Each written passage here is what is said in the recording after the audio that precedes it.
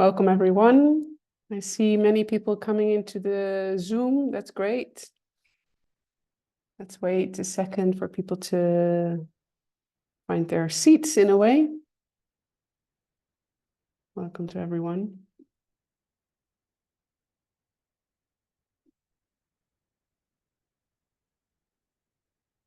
Lots of people joining. Hi, everyone. Welcome.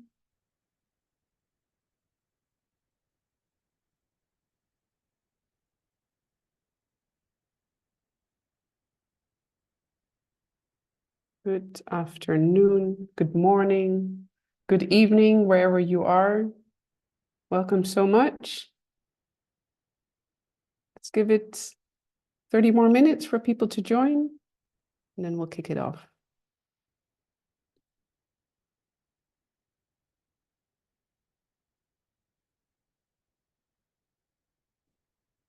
We still see people joining. That's great. Lots of interests. Okay, let's get started. Welcome, everyone. Bienvenue à tous. Bienvenidos a todos. It's really great to be together this afternoon, virtually, that is, at this event organized by Eurodad and Concord on what the latest aid data means and forecasts for the future. My name is Evelien van Roemburg, and I'm the head of the Oxfam EU office, and I'm really delighted to be your host and moderator today. According to the latest OECD data, aid reached an all-time high of $223 billion in 2023. But aid from EU member states fell drastically, and large amount of official development assistance, or ODA, that was reported by wealthy nations actually never reached countries in the global south. So what does all that data mean for aid budgets, and what are the implications for people living in countries that are struggling with poverty and inequality? Today's debate brings together speakers from the OECD Development Assistance Committee, OECD-DAC, and from civil society, from both the global north and the global south.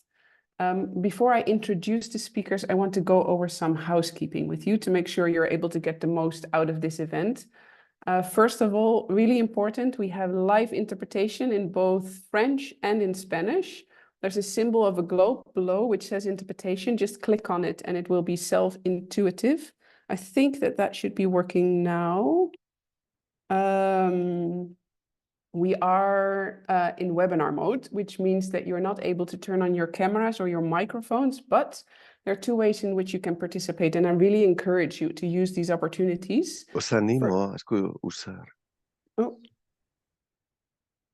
First, sorry, yes, I hear Raul, I think. Yes, go ahead. Yes, no, I was trying to interpret, but apparently it's not working. It's not working. I'm not hearing my colleague, and I was trying to take her turn, and this is what happens, that I go into the meeting, the main channel. That's okay. We'll just figure it out. Stephanie, is there some way that you can fix that? And welcome, Raul. Yes, 1 second. I see someone saying now it's okay.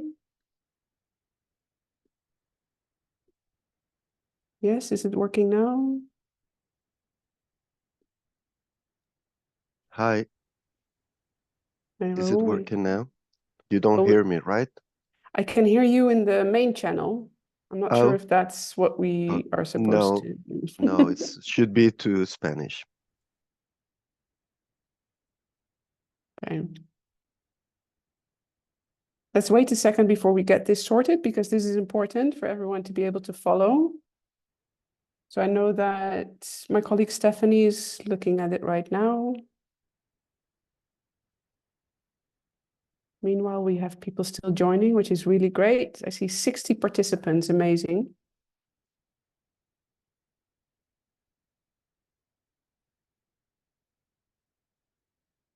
Okay.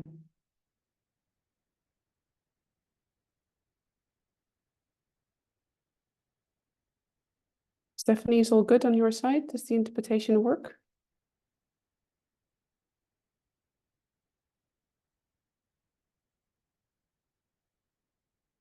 It's not a real webinar if we don't have one issue at least, right?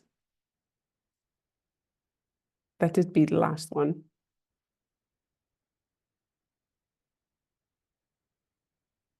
All right. I think I can continue. Seems like I can continue. All right, so I said I was explaining that we are in this webinar mode and that please participate by posting all your questions and your comments in the Q&A box. You still hear me? Yes, I can still hear you. So sorry. No, it's okay.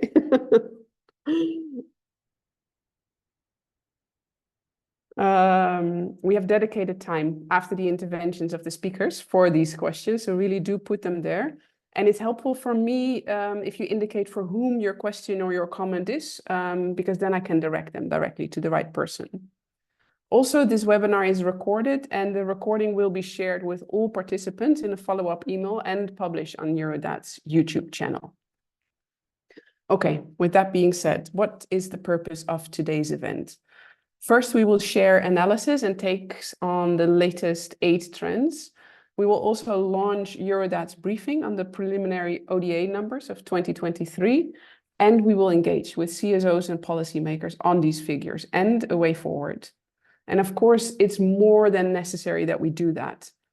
As I mentioned, aid in 2023 reached an all-time high of $223 billion, but on average, DAC members allocated only 0.37% of their gross national income to fund aid, far below the long-standing commitment of their to allocate 0.7%.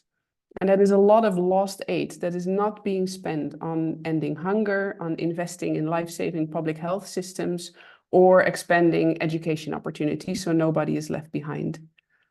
Meanwhile, we have just had European Parliament elections here in Europe, which saw a significant shift in the political landscape and a rise of far-right and Eurosceptic political parties. And we see a similar trend in many EU member states. And that is important because the EU and EU member states together are contributing to almost 50% of all global ODA. So with that shift to the right, we will likely see development aid meant for lifting people out of poverty into becoming more transactional, as donors are prioritizing their own geopolitical and domestic interests and relying more and more on the private sector. And this approach ignores those in need and threatens really to destroy decades of process and progress. So with that in mind, let's talk about these latest ODA figures and what the data behind all these numbers actually says. And we will do that with 4 amazing experts who I'm really honored to introduce now. We have Matt Simons, who is the Senior Policy and Advocacy Officer at Eurodad. We have Harsh Desai, who is the Analyst and Team Lead in the Data Collection Unit of the OECD Development Cooperation Directive. We have Rodolfo Lahoy Jr., Deputy Director and Policy and Communications Head for IBON International. And we have Åsa Thomasen, Policy and Advocacy Coordinator for Concord, Sweden.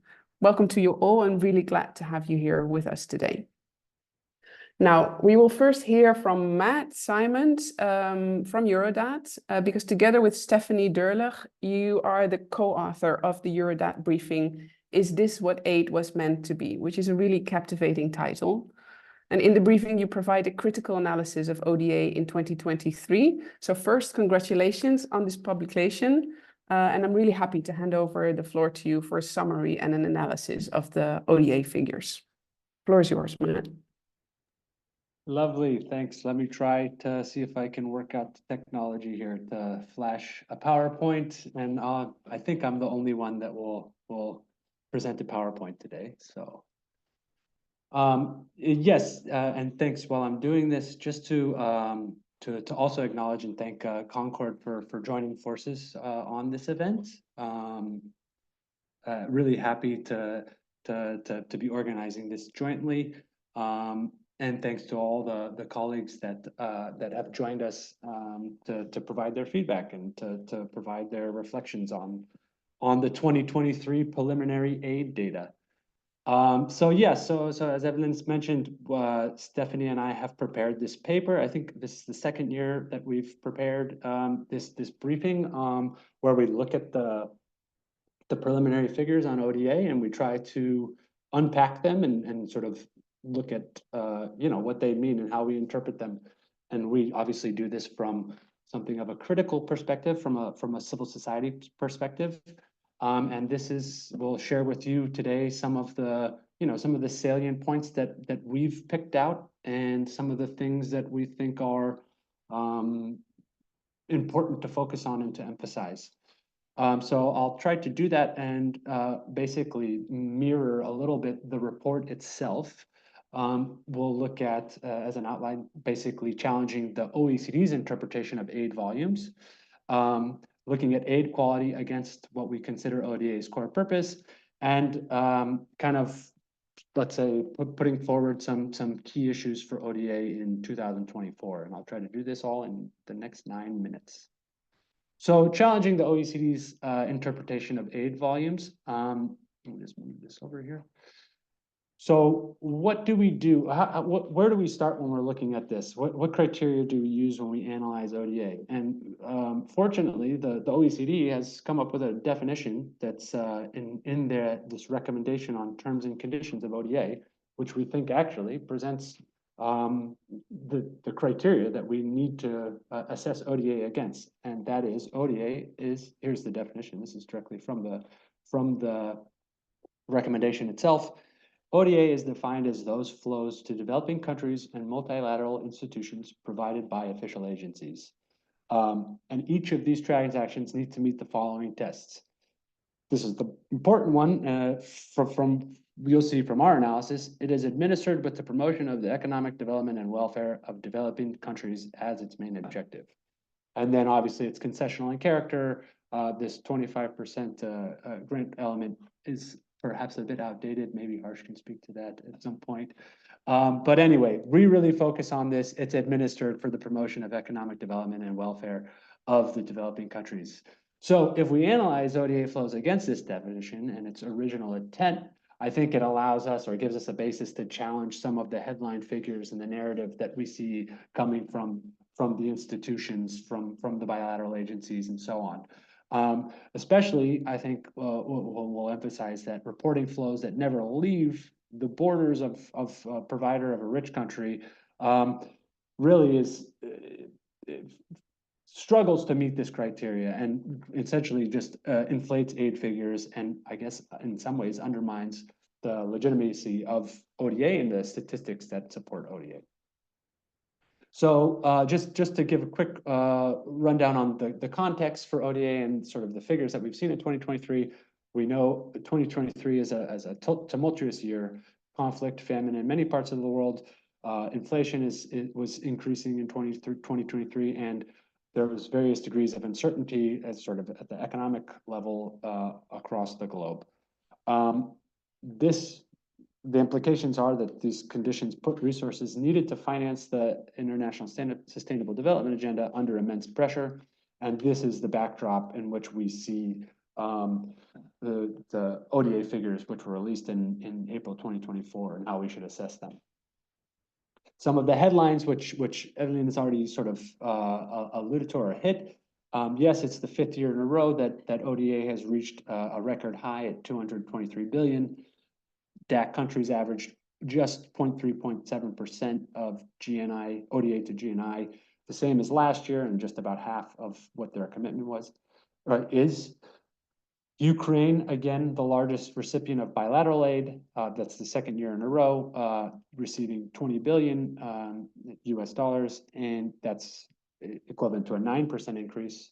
And that the EU institutions actually, I believe, doubled their allocations from 2022, and it reached 20 billion in aid to Ukraine.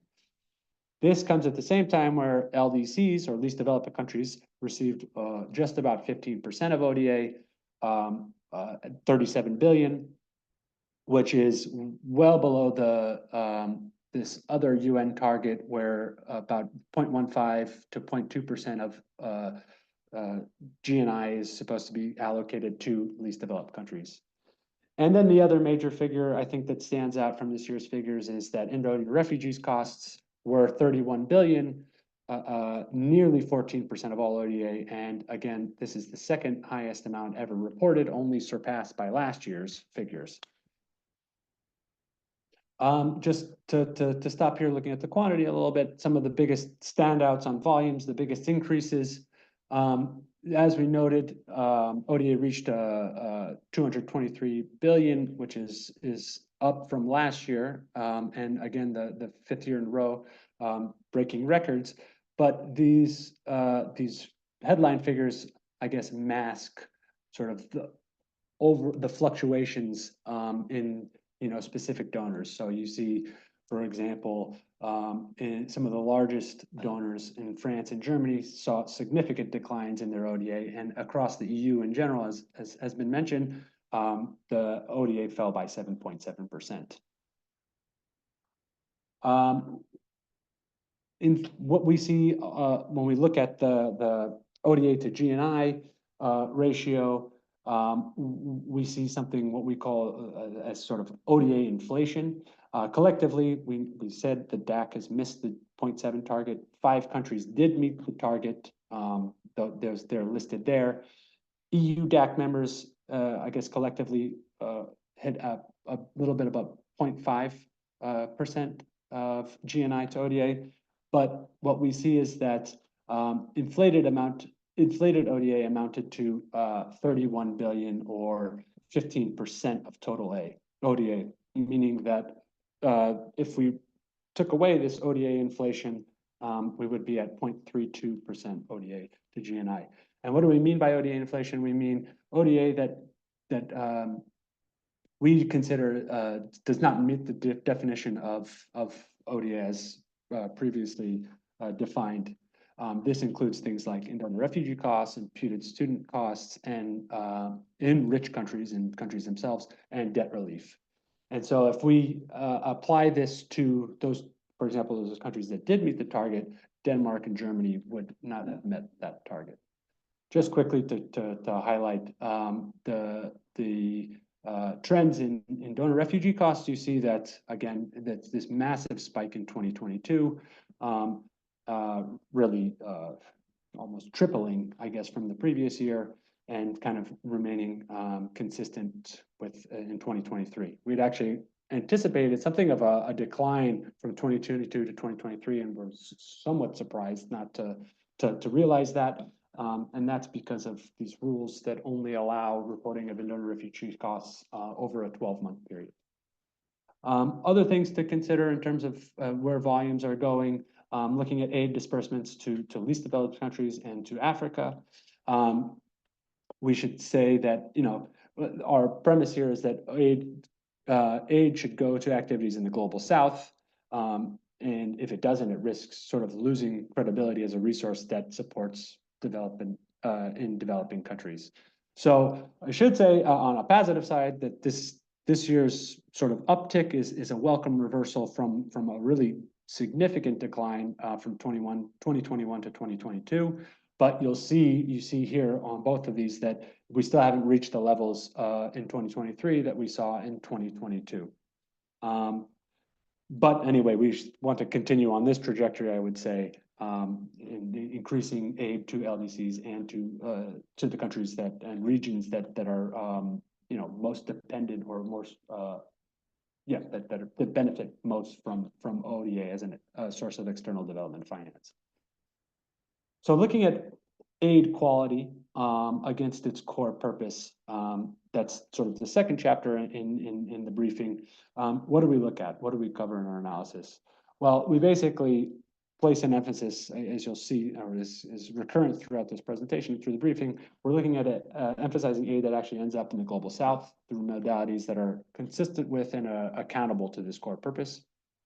The scope of our analysis is limited to certain elements of aid quality, which may or may not also be covered by the effectiveness framework, which I think hopefully most people are familiar with. The effectiveness framework has its own dedicated monitoring framework that is comprehensive, but so we cover some of those things, but not others. We look at data on PSI, on tied aid, and we look at a subset of sort of line items of where ODA is dispersed that sort of tracks something like this figure called country programmable aid. I was going to go into this, but seeing the time, I will skip that for now. So yeah, these are the things we kind of look at in our assessment on the quality. Just stopping quickly on private sector instruments and then on tied aid. Some things to note on PSIs. So far, I think we can say that PSI has not matched the discourse in the international settings in terms of allocations. We see sort of private sector finance, ODA going through private sector instruments, heavily promoted in the international settings. This data shows that actually this is the lowest as a percentage term that we've seen in the 5 years, I think, since we've moved to the grant equivalent method. That's not to say that we don't expect upticks now, because in this past 2023, at the end of 2023, new rules on the reporting of PSI have been agreed. And so we expect fully that there will be increases of aid being channeled through this sort of this method. And we've already seen some announcements, for example, in the UK, that this is going to be the case. On tied aid, so on tied aid, we only have data from 2022 that's been finalized. That actually is produced at the end of 2023. I would say, so tied aid, or aid that's restricted to procurement and therefore benefits companies in rich countries, in donor countries, has increased since 2020. I mean, it really had a sharp increase in 2021. Oops, sorry about that. And was relatively flat in 2022. This is it's particularly alarming. It's certainly not encouraging, I would say, because there is an instrument of the OECD-DAC to try to discourage and limit the use of tied aid. This is actually being reviewed right now. It's called the Untying. It's a recommendation on untying ODA. So we see this as an opportune moment to really consider and sort of improve that recommendation so that we can reverse these trends that we're seeing in recent years. I realize I'm going over time, and this will be my last sort of point here. The key issues for ODA in 2024 and beyond. So we have sort of 5 considerations that we hope will spark a little bit of discussion here today, which is the upcoming or not so upcoming political calendar and its impact on ODA. We think that 2024 is definitely going to be a pivotal year in shaping the future of ODA. Probably, or realistically, is more risk than opportunity, as already evidenced by the EU elections. But we still have to sustain our efforts to demand and solicit more effective aid, and that governments meet the promises that they've made on volumes and quality. Announced cuts to ODA budgets and the signaling a drawback in aid. We've already seen some announcements where governments are saying that their aid budgets are going to decrease in 2024 and beyond. So this is certainly concerning. Looking more sort of perhaps in terms of innovating and ways to improve and increase volumes of ODA, we're thinking about how to convert unmet commitments on ODA into an aid debt. And that would basically mean shifting from this idea that aid is not delivered, but aid is owed. The aid that hasn't been delivered against the 0.7 commitment.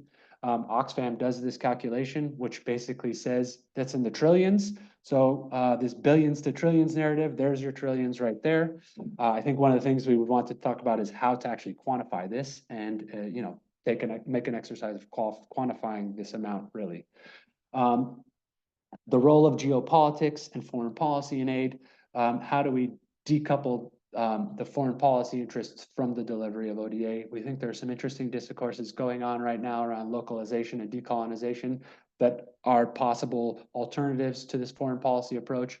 And then lastly, and one thing to end on, is a reason and opportunity to rethink the global governance of aid. We have a very important process in the financing for development process that's held at the UN coming up in 2025. We see this as a really important moment to perhaps rethink the governance, the global governance of aid, to strengthen the normative frameworks around aid. And as Eurodad, we intend to invest heavily in this process to engage in a significant way and to try to mobilize civil society so that we can make international aid more representative, democratic, inclusive, and transparent. And sorry for going over. Thank you for listening. Thank you so much for that, Matt. That was really rich, and particularly those considerations that you shared that we will come back to in the interventions of the next speakers. So thank you for that. Following this presentation, I'd like to bring in Åsa Thomasson from Concord, Sweden. Thank you so much for joining, Åsa. Could you reflect a bit on how these trends that were just presented, how they align with what you are seeing in Sweden and more broadly across Europe? And what do you make of these trends as a CSO based in an EU member state where aid has recently declined quite significantly? And then also with the EU elections, what do you think the outcome of these elections may mean for the future of ODA, especially as we look ahead to the negotiations of the next EU budget, the multi-annual financial framework? Over to you. Well, I certainly agree with Matt's presentation and the assessment that that foreign policy is increasingly having a big influence on aid. And as you said, I work with the Swedish National Platform of CSOs, and I also today, I should say, represent Concord Europe, which is the European platform of CSOs, which recently had its annual assembly of members trying to assess what are we looking at now with this political situation post-EU elections, ahead of the new commission, and the end of this year. Positions for the next multi-annual financial framework need to be ready because it's such a big negotiation, such a large process at the EU level. But looking at the numbers and trying to do sort of a quick and incredibly simplified summary of the numbers, both in Swedish politics and in EU politics, I would say that development at the moment is all about security policy, it's all about export promotion policy, and it's all about migration policy. So it is very heavily influenced by other policy areas, and it's very heavily influenced by Sweden's and the EU's perceptions, relations, sometimes prejudices towards a number of other geographies. Because just as I did the whole security, exports, and migration, if you did that as sort of a geographic summary of where the hotspots of development policy and where these other policy areas are trying to engage very, very strongly with development cooperation at the moment, you have Ukraine, you have China and the whole geopolitical competition, and you have the Middle East and North Africa, which is a region where Sweden recently presented two of the regional strategies were renewed. And those are most definitely the development cooperation strategies where we're seeing the most intense politicization of the rhetoric, of the goals that are being set, etc. Very heavily influenced also by the extreme right. And you were mentioning that in your introduction, Emily, that we see in the EU elections that the far right will have more seats in the European Parliament, held by parties who are prepared to cooperate with the far right. And I think looking at these statistics and looking at actually the treasure that the ODA statistics are, with all their flaws and all it's a very complex policy area, and it's very complex to try and maintain a statistical database that is of this magnitude within so many countries and so many topics. And certainly there are areas that are more problematic after recent reforms of some of the rules. Matt mentioned the private sector rules, for example. But I think that it's still such an incredibly important tool. It's such an important transparency tool. For example, the in-donor refugee costs that are almost 15% of, I mean, almost 14, but I mean, it's a very large chunk of all of the donors' development cooperation that they report. And that is not a donor effort. Who are you donating to? I mean, this is something that we have objected as Concord Europe and as Concord Sweden for a really, really long time. And I would say that we're seeing a very inflated in-donor refugee cost at the moment in the development statistics, also because it's an area of development statistics where there's such low transparency in many countries. Many of the donors are not sharing the details. What kind of costs are there? There's no open ability to revise these costs from civil society. And I would say that in Sweden, which is luckily, because now I'm soon going to go into what we are less happy with, but in Swedish politics, I mean, at the moment, there's a reasonably low level of in-donor refugee costs. And I'm going to give civil society and ourselves a tiny bit of credit because we worked a long time to establish transparency, to establish continuous reporting in budget proposals, et cetera, where we can follow the numbers year from year. And it's so important to demand that, because I would argue that what we're seeing now is also a lot of donors are taking advantage of that gray zone which exists and which is, to begin with, not really a development support.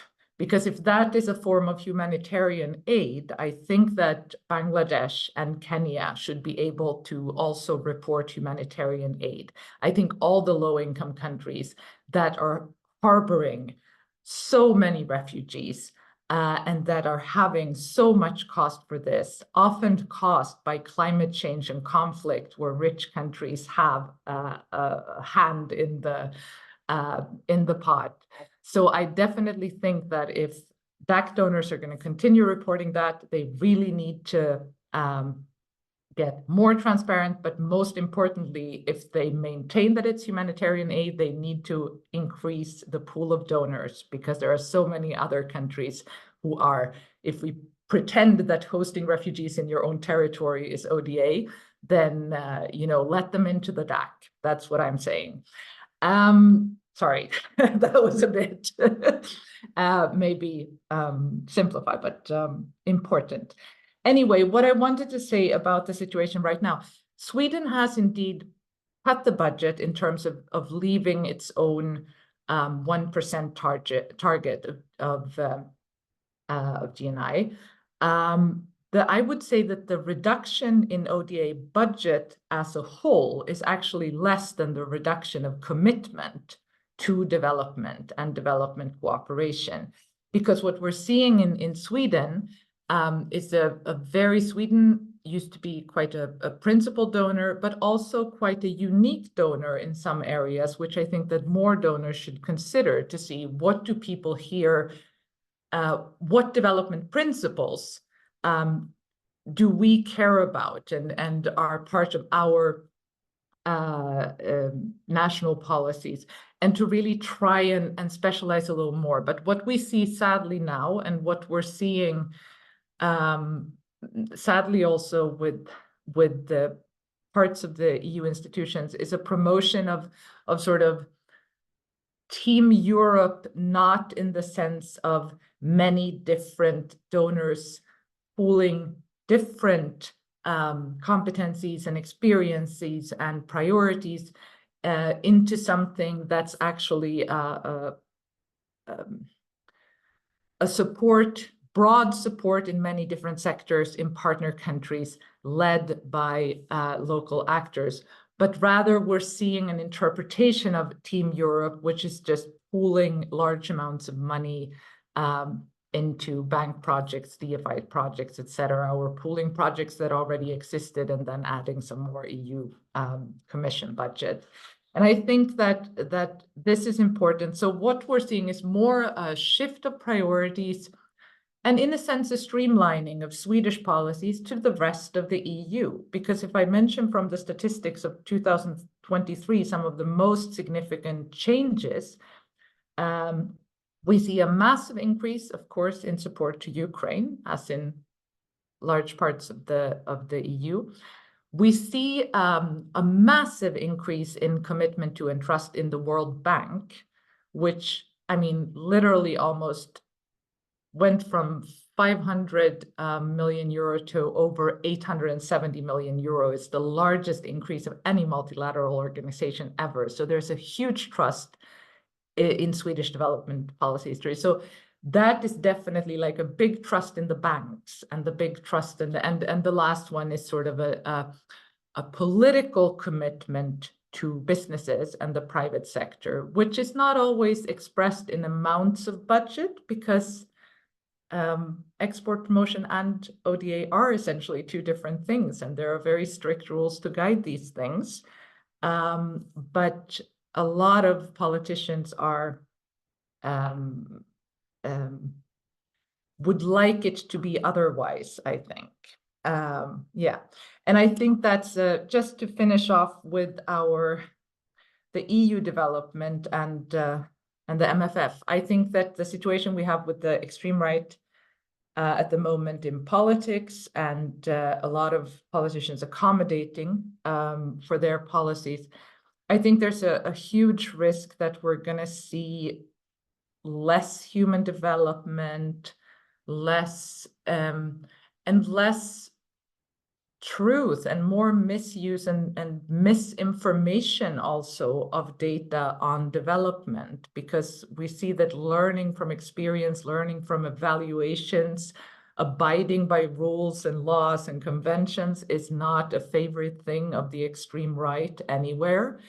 And I think that we really need to stay very true to laws and rules and conventions and development effectiveness principles, and try to keep improving also on the ODA system and numbers, so that we get a system which is as hard as possible to use for disinformation and prejudice and extreme right campaigning, maybe. Yeah. Thank you, Asa. Thank you so much for highlighting that. And in particular, also these trends, right, around instrumentalization of development cooperation, of this low transparency that the far right is maybe also using, and the need to expand the donor base. Thank you for that. I would now like to turn to Rodolfo Lahoy of IBON International. Thanks for being here, Rodolfo. I would really like to hear from you some reflections on how aid is being spent or not being spent in the Global South. Have you seen any difference in the past years on how aid is being dispersed? Is it more? Is it less? Are there different kinds of aid? Are there particular strings attached? And for CSOs like IBON International, what do you see as a priority for aid now? Could you shed your light on that? Thanks, Evelyn and everyone. And thanks for inviting us in this important conversation. We're, of course, very happy about this overall level of, building interest to mull over issues of aid and development cooperation in this current conjuncture where we're in, which I guess tells us about the urgency of the multiple crises we're experiencing around the world. And I think this was also hinted at the beginning that this has historically tended to be a somewhat technical discussion in scare quotes. So I hope to bring in a more explicitly political perspective, which, political in the sense of pertaining to issues of power, which I think Matt and also Asa also alluded to. And I hope this would not inflame discussions, but rather expand possibilities of approach. And in terms of quantitatively, Eurodad colleagues have already adequately shown that the rumors of ODA's historic highs are somewhat need to, those kinds of discourses have to be nuanced and moderated. And I think Matt has already done a good job in showing that. So I hope qualitatively what I want to share more about is how we see the how of aid from a global south perspective, which means for us situating it in the broader historical context of colonialism and continuing neo-colonialism, we believe. And this requires us to ask, is aid correcting historical and persisting financial and resource extraction from the global south and contributing to development paths that correct power imbalances? That's one question. Secondly, after decades of resource outflows from the south to the global north, is ODA serving a reparative purpose? Is it serving potentials that are leading towards structural transformation of the global south? Away from the models that Asa hinted about, export promotion, for example. And I think our overall answer is not yet. Because aside from lost aid that Matt discussed, current aid flows are still happening amid, more broadly speaking, net negative transfers from the global south. You could see the projections by our colleagues in the One campaign, which I'm sure you know, wherein they subtracted, debt payments from overall inflows, which includes, loans coming in and including the grants, the aid coming in. And they show that actually, even today, financial resources are flowing out of the global south in the tune of 21 billion in 2023, 50 billion in 2024, and perhaps another 18 billion in 2025. So we're discussing aid now in this context of prevailing or persisting financial hemorrhage from the global south. And in a broader, more decades-wide historical context, academics like Hickel have already shown that 152 trillion worth of resources have been drained from the global south. And when you look at the Asia Pacific, according to the latest Reality of Aid report, aid that was channeled as loans have been increasing since the pandemic, and is currently today higher than the pre-pandemic levels, and it's increasing public indebtedness. And aid remains essential, which I think that's a consensus among us in this CSO world, because it's public resources for development needs. This is why we also agree that the situation about the far right political parties in Europe are alarming, because they could further worsen the existing barriers, that we're already seeing right now, the barriers to how the global south could own their development paths and advance people-centered development. This could worsen the barriers that Matt indicated, such as tide aid, the prioritization of US and EU foreign policy, as we see in Ukraine, while at the same time in the global south, and for instance, in Palestine, there is a situation of perpetual crises. And you see the foreign policy priorities at play just in looking at those two situations of conflict. We also mentioned the instrumentalization of public resources, like aid for private ends, which is also due to the influence of private first approaches of multilateral development banks like the World Bank. And looking more broadly in the aid architecture still presupposes and supports that development model that's still reliant on financial markets and commodity exports. Far from, we think, as a Southern organization, what development should be, which is about advancing people's rights, and their sovereignty over their economic models and their development paths. So, amid all those issues, we think it's the question of what should be the priorities now is precisely, it should be at the crux of the matter, politically speaking. And I think colleagues here would also subscribe to the view that it might be time for narrative shifts, aside from our existing understanding that it's time for urgency. And as a CSO for the Global South, we think that it's imperative to support the calls to review the ODA modernization process from a developmental lens. Is it modernization in the last analysis, or rather a dilution, diluting of ODA's mandate? We also would want to support discourses on aid debt because it allows one to think in terms of what is owed from historically unpaid commitments. And policy-wise, we'd also would like to support the need to advance a UN Convention on Development Cooperation.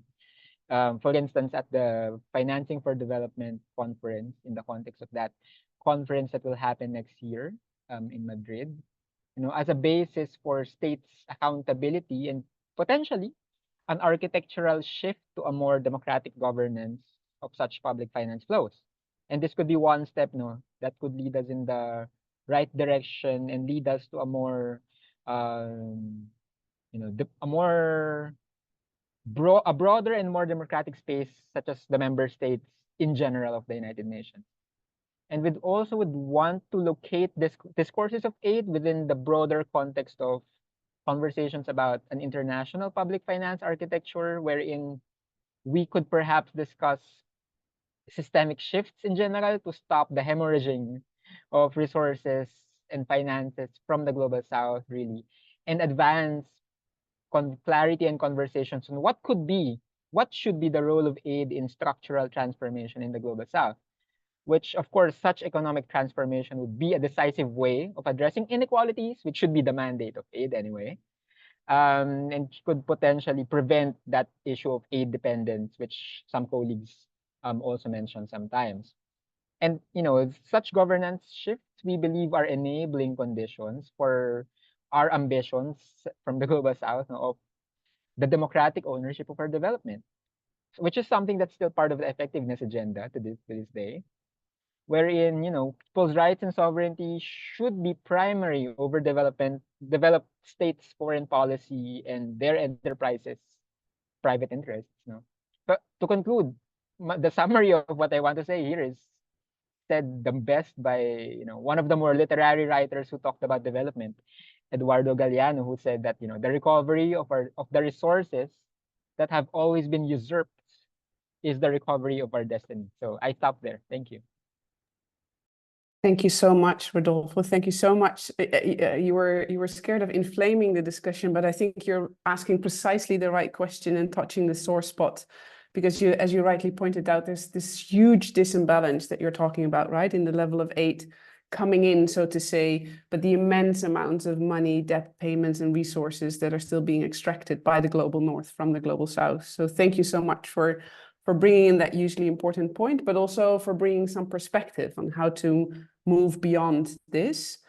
Before I move to the next and last speaker, please, for all participants, use the Q&A box to ask any questions. We have the report there as well, so you can have a look. But if you have any questions to the participants that you would like me to ask in the session, in the Q&A session at the end, please post them there. But before we get there, we now turn first to the OECD as the custodians of aid data, which shape policy. Thank you so much for being here with us, Harsh Desai of the OECD Development Cooperation Directive. Harsh, the previous speakers have painted quite a bleak picture, but maybe you can add some silver linings. My questions to you are, do these trends in ODA allocations tell us anything significant in terms of how donors are prioritizing their aid budgets? And what do you think are the real challenges in making sure that these ODA increases are actually benefiting people living in poverty? Over to you. Yeah, thank you very much for this question and for the chance to join this event. I want to really start by congratulating the team at Eurodad for an excellent briefing, panel, and event, and really by thanking my fellow panelists for their interventions. And so in response to this question, I will be reflecting on the broad trends in ODA and what they may suggest for the future, building on the great analysis of the briefing note and drawing on recent and forthcoming work from the OECD. For example, some of you may have tuned into the launch of the OECD's Development Cooperation Profiles earlier this week, which also featured a chapter from my colleagues on key trends in ODA. And I should say that Matt was also a panelist at this event, so indeed he is on a virtual tour as a panelist this week. I also want to say before jumping in that I'm really encouraged by the engagement from civil society organizations with the OECD and the concept of official development assistance. This is all really welcome in the spirit of making our world a better place. So with that said, let's jump in. I want to reflect on aid amounts, aid effectiveness, and aid governance. So my first point on aid amount, it's to really go back to the headline finding that in 2023, ODA reached a record level for the 5th consecutive year. Of course, there is a lot happening beneath the surface, and my colleagues have pointed this out quite well. But I want to focus on this broad overall finding for a moment, because it suggests that even in a time of turmoil, ODA is resilient to headwinds. Again, there are caveats, but let's focus on this broad perspective. I also promise that I'm not here to simply talk about how great the providers or the DAC are. We will get to the nuance shortly, and I really hope that it will be worth the wait. But just to say that our research on trends in ODA since the start of this decade suggests that ODA is responsive from crisis to crisis. For example, in investing in health preparedness at the onset of the COVID-19 pandemic, to supporting Ukraine following the Russian invasion with record levels of ODA in 2022 and 2023, as well as supporting the cost of processing and hosting refugees from Ukraine following the invasion. This trend highlights the role of ODA as a default crisis response tool for providers, a point that was also mentioned in the recent interim progress report of the DAC recommendation on the humanitarian development and peace nexus, which please keep that point in mind as I will discuss that in my next point. I want to conclude this reflection on the broad trend in ODA by saying that this role that ODA has taken on, this crisis response role, begs the broader question of whether ODA is doing what it should do and how it can do it better. And I realize that everyone in this call will have a different answer to that question. And I really do encourage your perspective and feedback. The forthcoming development cooperation report from the OECD also explores this question, particularly as aid tries to balance its role of responding to the climate crisis with fulfilling what many think is its core function of responding to the poverty and inequalities crisis. Personally, to me, what this trend shows, and please don't attribute this reflection to the OECD, but I would describe the trend in ODA as aid being tired. We are all tired, and I think that aid is exhausted as well, as it is being asked to do too much. We see this in the fact that from 2022 to 2023, while the amount of aid increased, aid as a share of providers' national wealth was flat. Now, we don't know enough to know whether this particular trend is evidence of a plateau that is preceding a decline. I don't want to speculate, and I think it's important to look at how providers in 2024 have already signaled how their aid budgets are being impacted. I just think that this is a trend worth watching, and hopefully by this time next year, we will have some data to actually confirm the particular trend or the suspicions that we might have. But all of this brings me to my second point. We agree that it is important for providers to meet their international targets and their obligations, which Matt outlined quite well in his presentation. In fact, the previous development cooperation report on debating aid made this point clearly in assessing how providers are faring and assessing their performance against key targets. This assessment is also a key element of the OECD's development cooperation peer reviews and much of the work that the Development Cooperation Directorate is doing. Matt's report makes a great point about the aid debt, and I also quite like that term. But we should not pretend that simply meeting these targets in aid allocation is going to translate automatically to aid effectiveness. This is where I want to point out the work that the Development Cooperation Directorate is doing on development evaluation and effectiveness, from monitoring members' performance on key targets to exploring work on aid effectiveness in politically constrained environments, to bringing together the global partnership on effective development cooperation. The DAC has also recognized the importance of doing more with what we have through a slate of recent legal instruments to promote effectiveness principles, to work in coherent and complementary ways in fragile contexts, to enable civil society, and most recently, to promote gender equality and women's empowerment. So I would really encourage everyone in this virtual room to continue engaging on this front as well, to ensure that providers meet their commitments on aid effectiveness. A couple of forthcoming reports will also look at aid effectiveness from different angles, with the Multilateral Development Finance Report assessing the importance of multilateral actors in the aid system, and the forthcoming Global Outlook on Financing for Sustainable Development looking at aid relative to the broader financial landscape.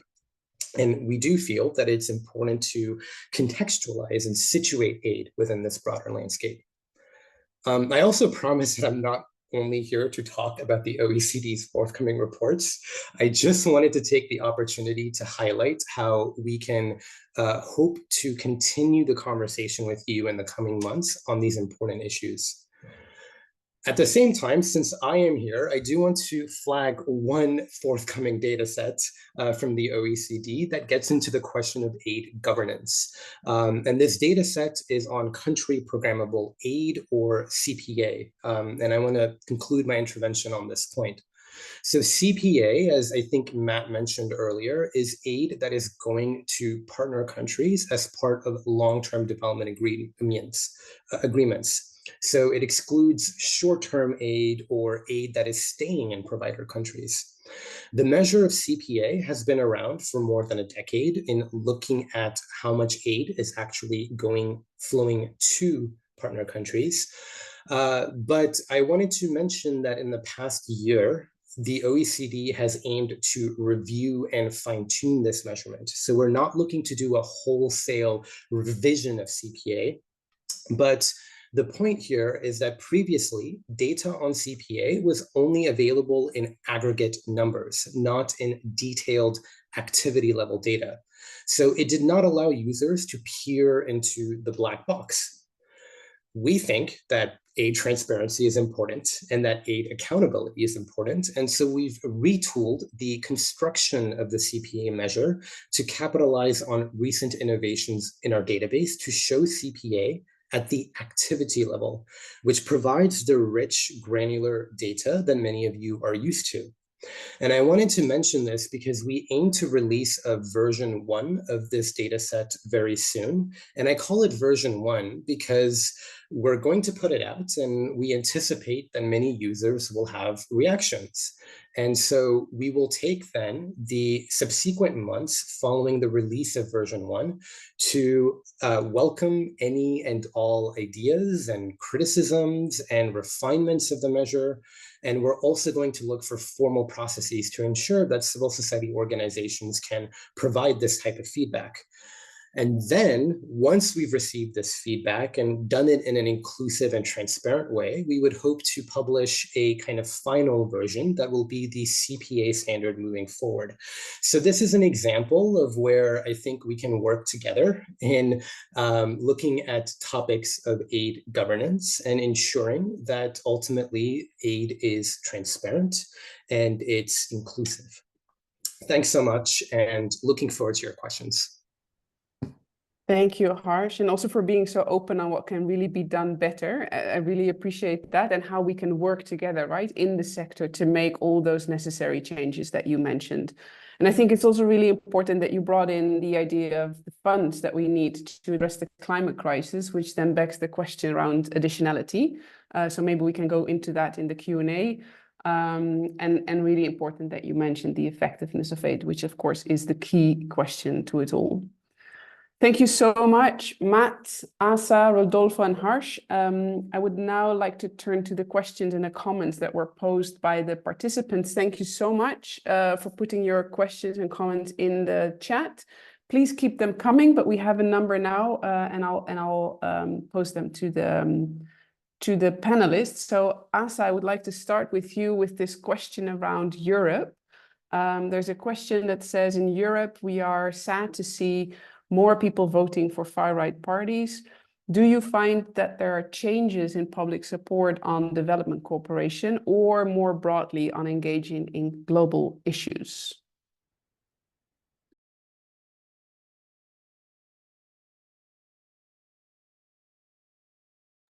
Sorry for that, was trying to get my microphone ready. Well, actually, if we look at surveys and data about the public support for development, what we've seen in recent years was it's been going a little, in Sweden at least, seated as an annual survey with support for development cooperation and contributing to development in countries where a lot of people live in poverty.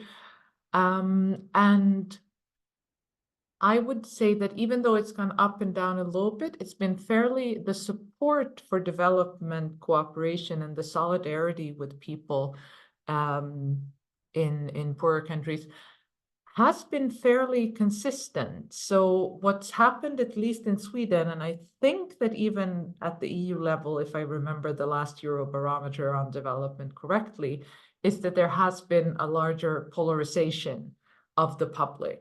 If you look at these surveys a few years back, there was a big chunk of people in the middle who was a bit unsure about what they thought about the issue and hadn't really thought about it. Now we have a slightly stronger support for development cooperation that came out of that chunk, but we also have a slightly stronger support for basically dismantling development cooperation altogether. And let's just keep all of the money for Swedish people in Sweden. So you have that sort of tearing apart of the fabric of society, which I would argue that's ongoing, sadly, in a lot of countries worldwide. And it's not just in the EU that we see populist parties and extreme right and sort of very sort of anti-democratic parties that are gaining ground. So I think that the support is there. I think in Sweden, we're seeing last year and this year with the current government, much less opportunities to actually engage with people and members of the public, because the entire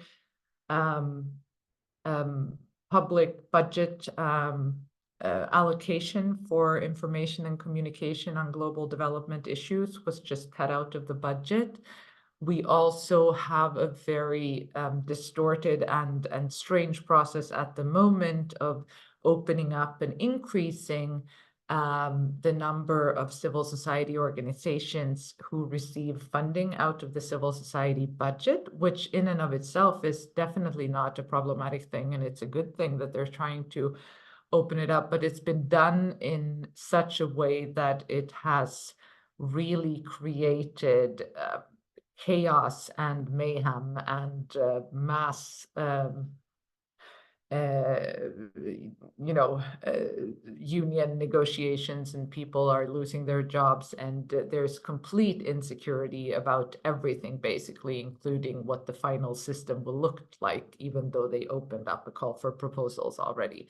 So, and I mean, this of course affects the opportunity for organizations who work directly and learn directly from movements and networks and people in the global south and low and middle income countries, to be able to be out there and sort of extend and be part of the communication sort of to people in the public here in Sweden about what's going on in the world. So I don't know. I think it's a mix. It's certainly there's a lot of backlash and a lot of attempts to make it harder to engage the public on global development issues, but I wouldn't say that we've seen a dramatic drop, but rather that polarization. Okay. All right. Thank you for that. My next question is to Rodolfo. It's about, and you already touched upon this a little bit in your intervention around the Finance for Development Forum next year. Could you go into a little bit more depth onto what your expectations are and what would be a successful outcome and how we can get there also jointly as CSOs, how we can influence that? Yes, thanks for that question.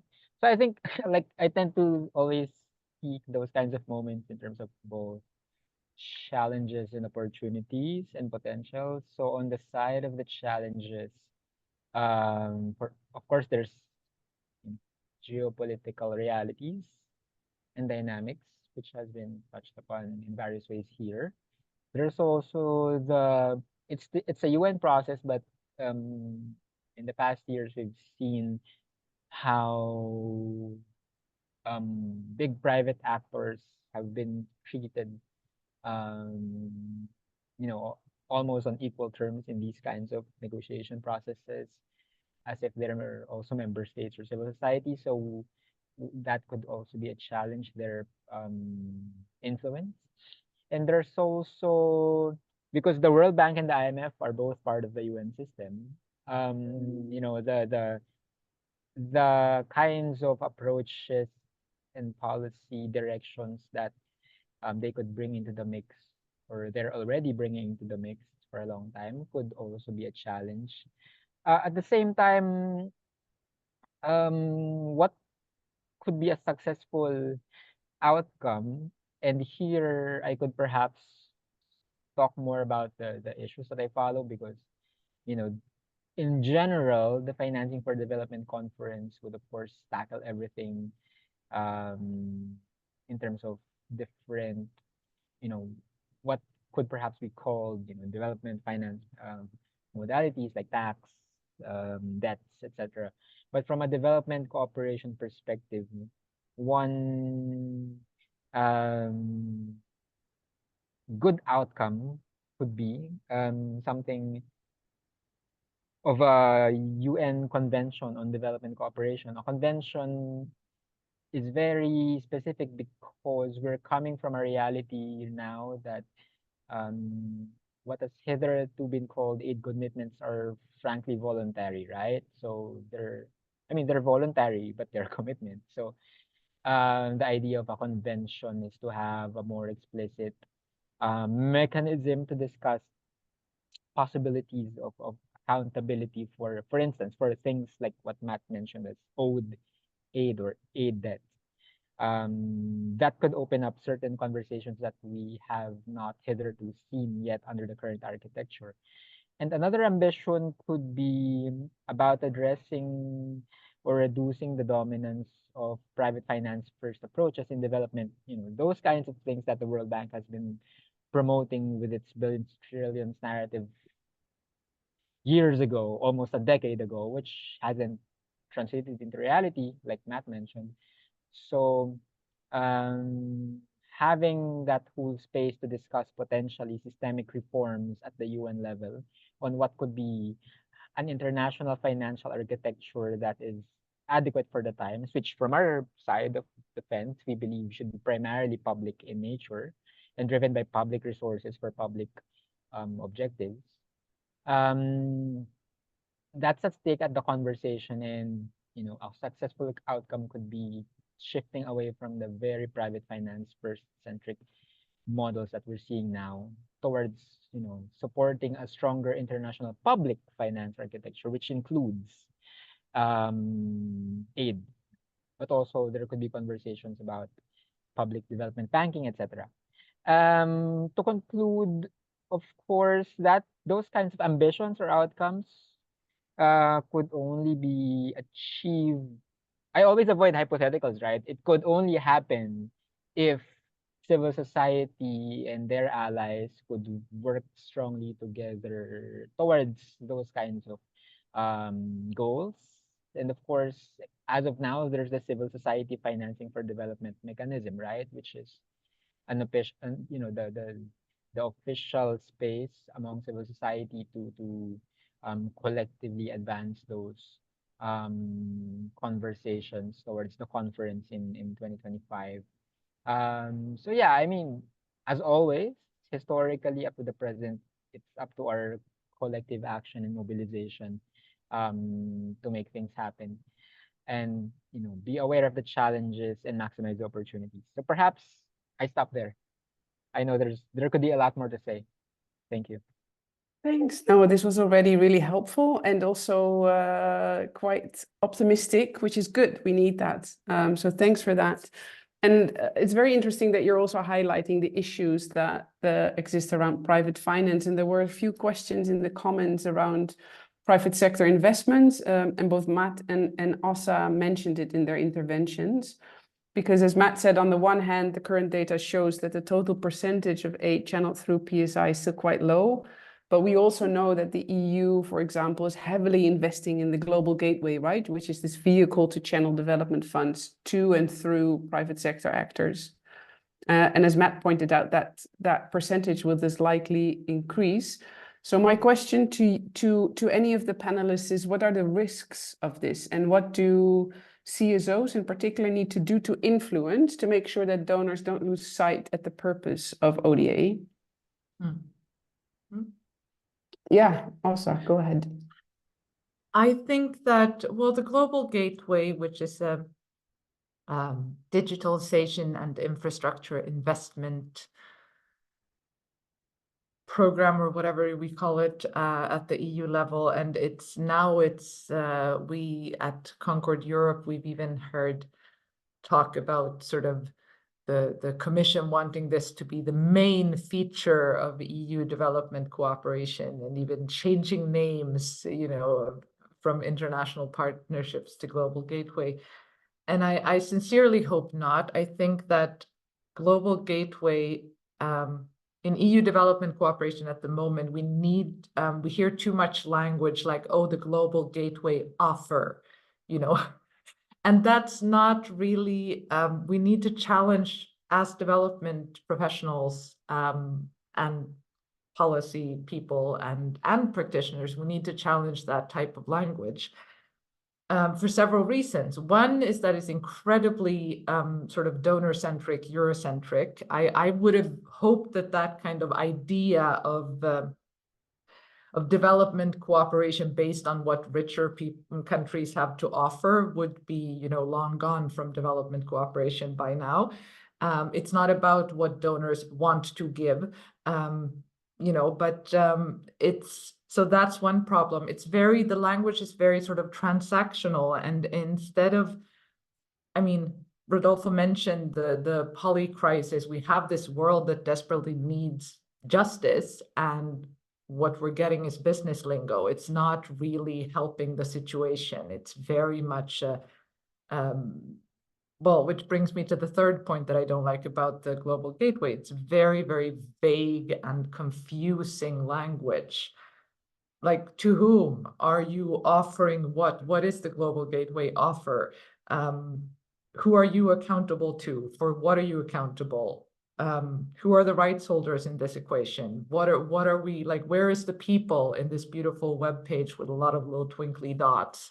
So, so what I want to say with that is that I think that the EU needs to, as Rodolfo was saying, aid is public money. Even the Global Gateway, which promotes itself as a mobilizer of private finance, has not yet produced significant evidence of that happening. What I've seen when I've tried to go in and see what the investments are, it's mainly the European investment bank and the European Commission and money that was already budgeted for that. I mean, I'm sure it will start to generate better coordination with other development actors in time, but it definitely, and that is true for most development finance institutions that are doing like projects like this, are not mobilizing giant sums of private finance. Most countries that need development cooperation the most do not have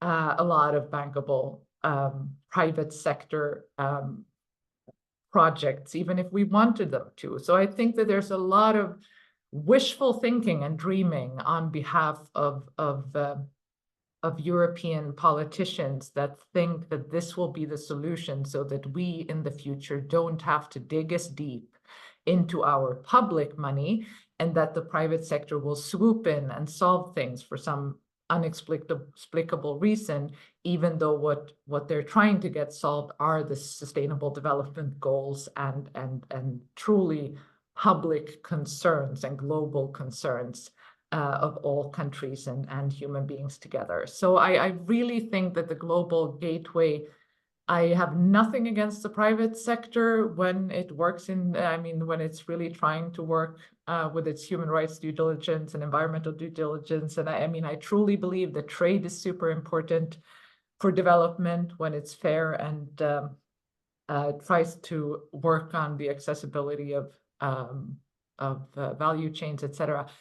All of these things are like, that's not the issue.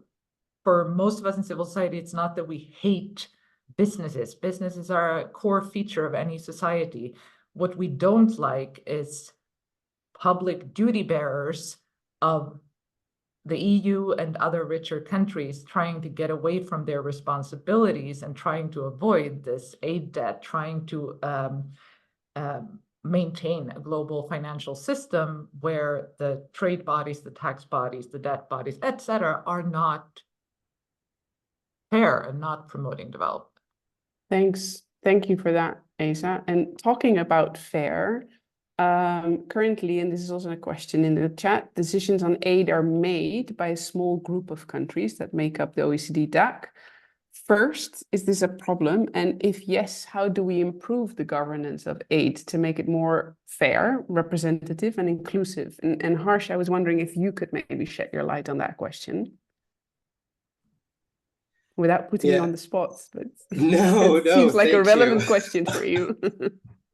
No, absolutely. No, thank you very much. And I should say, it is a very political question, but I feel like we've all gotten to know each other well in this session. So I will take an attempt at answering it.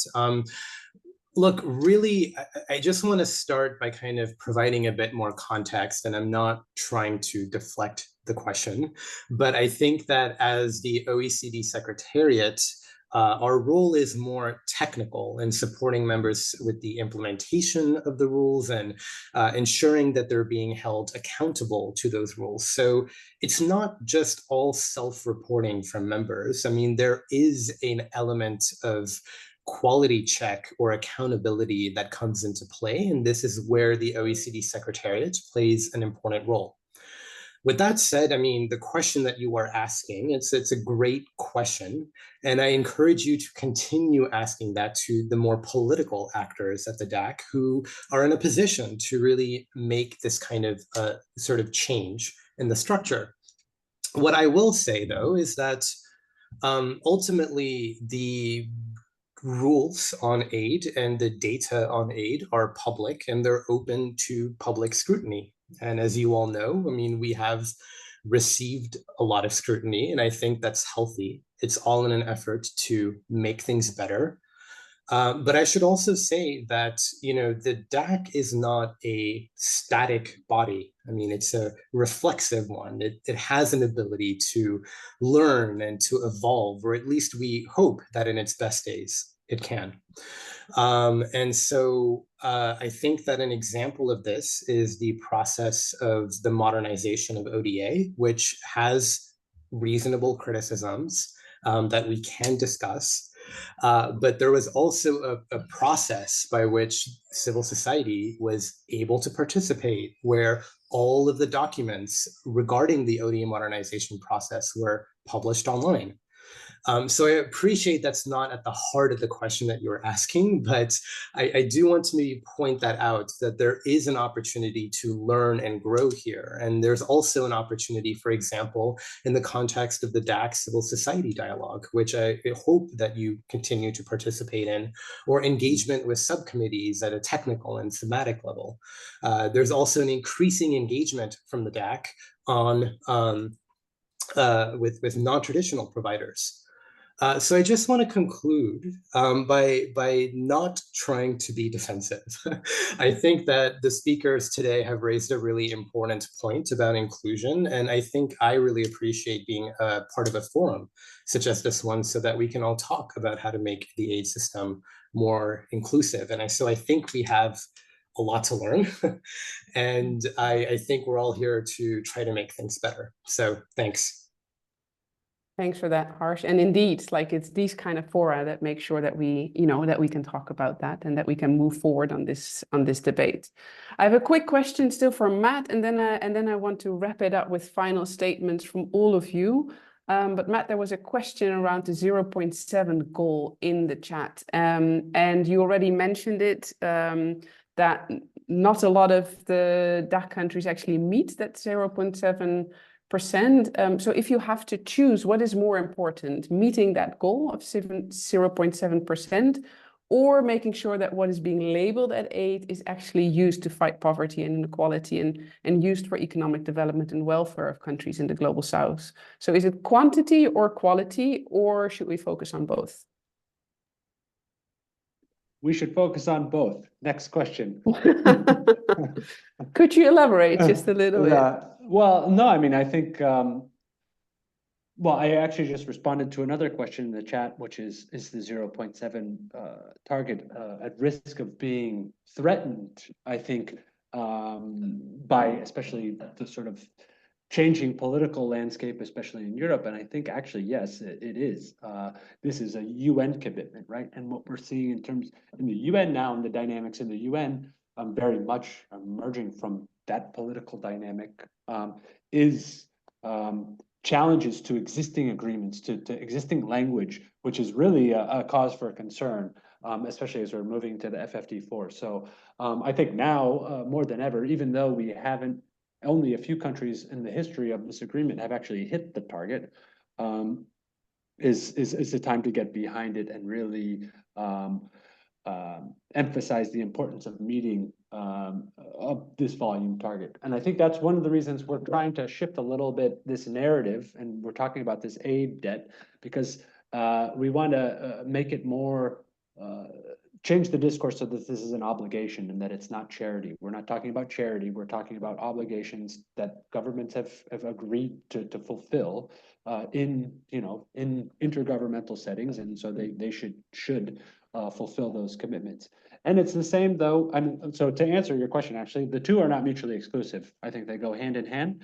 On aid quality, again, governments have made commitments to improve the effectiveness of their aid, to be transparent, to be accountable, to be inclusive, and they can't sort of escape these commitments. And so I think we have to basically hammer both of them. And I think, a commitment to ensuring the quantity of ODA is, well, probably if you have that political will, you probably have the political will to also ensure the quality of ODA, you would think. I mean, I think that they would be coming from the same perspective if we're thinking about, the types of support needed for both, that they would have to come or originate from the same kind of motivation or rationale. But yeah, I have to wrap up, Matt. Yeah, I think so both is the answer. Yeah. Thank you so much. Yeah, thanks for that. We are coming to the end of this webinar, and I don't want to take too much of everyone's time, but thank you all for all the participants for bringing your questions and comments. And I'm sure that this will be a discussion that will go on after this event, right? With our peers and CSOs, with donor countries, with countries in the Global South, and with the OECD. So I just wanted to go back to the panelists for some final, very short and sweet reflections of 1 minute. Maybe you can come up with one key recommendation or action so that all the participants can go away feeling empowered and fired up. Matt, can I start again with you? Very quick, very short. Yeah, sure. So I guess I would come to what there was a couple questions in there. Gosh, focusing on the exit strategy of ODA and linking it to the FFD process, perhaps. So I think we can't disassociate the question of ODA and the sort of imbalances of the broader global economic governance and the broader system in which ODA is sort of deployed and operates. And I think there, if we want to talk about an exit strategy, we need to think about the reform of the international sort of financial and economic architecture that puts, let's say, countries in the global south on a level playing field and actually possibly on an upper footing. I always like to talk about one of my sort of back in the days of my study, this idea of kicking away the ladder, and we need to stop kicking away the ladder for countries that are trying to use ODA to improve their situation, the economic situation, social, environmental, and so on. And so linking that to the FFD process, I think we need to see this as an opportunity to situate the discussions on development cooperation within the broad portfolio that FFE takes on, and really to think about the change in international governance of ODA, but the financial architecture as a whole. And that is possibly one way towards getting towards an exit strategy so that we get rid of this aid dependency, so to speak, and that, leave it at that, I suppose. Thank you, Matt. Thanks. That's a really nice future picture that you're painting for us. Asa. Okay, so 2 suggestions. One thing that I think is really hopeful at the moment is actually the process in the UN on the discussing to reach an agreement on a UN tax convention somewhere, down the line. And I think just a few years ago, we didn't think that would happen. And thanks now to a lot of civil society work, not least from Eurodad, but also for initiatives from the African group of countries, this is a real process that is getting real human resources and real political attention of discussions. So I guess that's my recommendation, is to sort of take the moments, take the highlights, but to never forget the nitty-gritty of what it actually says in the institutional arrangements, in the assignments, et cetera, et cetera, et cetera. But to really work, the devil is indeed always in the detail. And I think that if we could, as a community that's following the official development assistance, take hope from that process, the possibility to actually introduce a rethinking of UN's role in the international tax cooperation.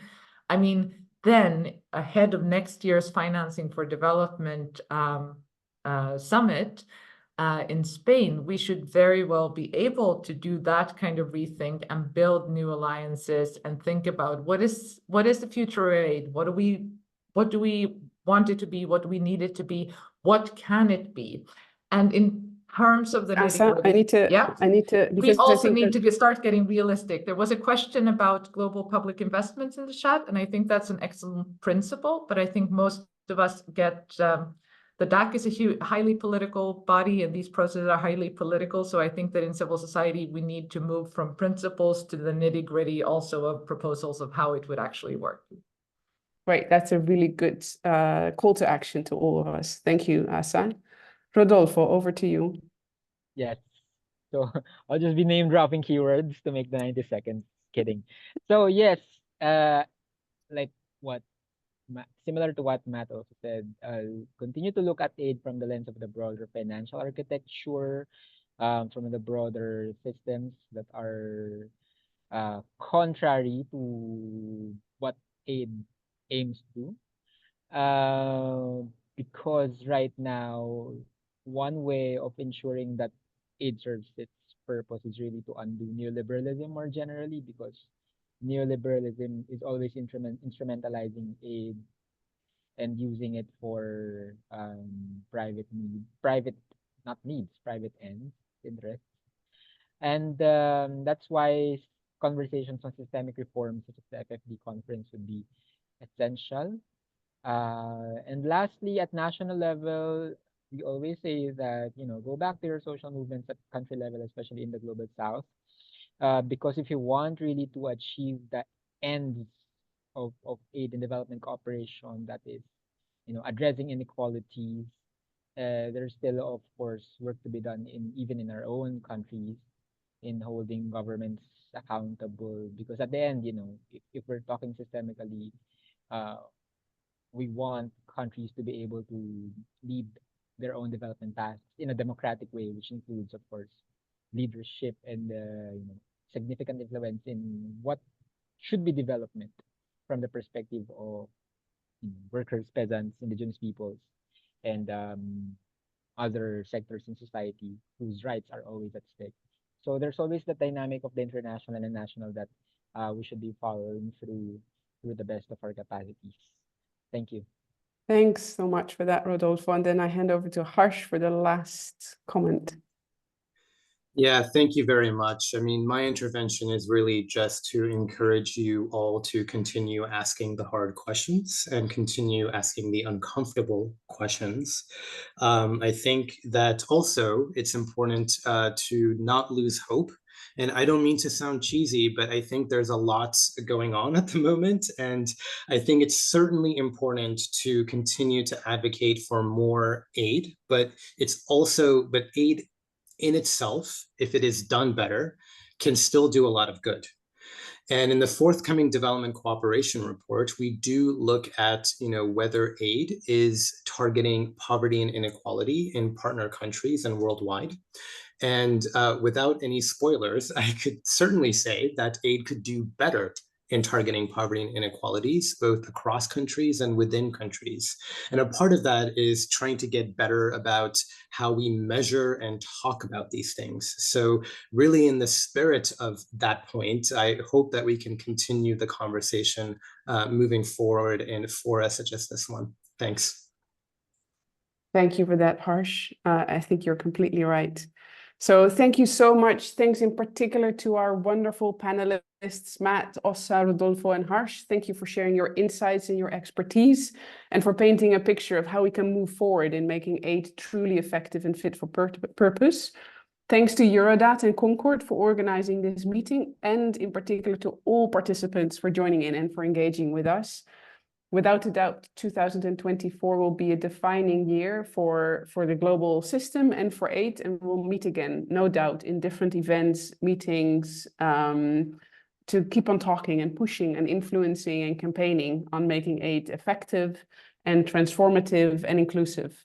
So thank you all. Please go well and have a wonderful rest of your day. Thank you all.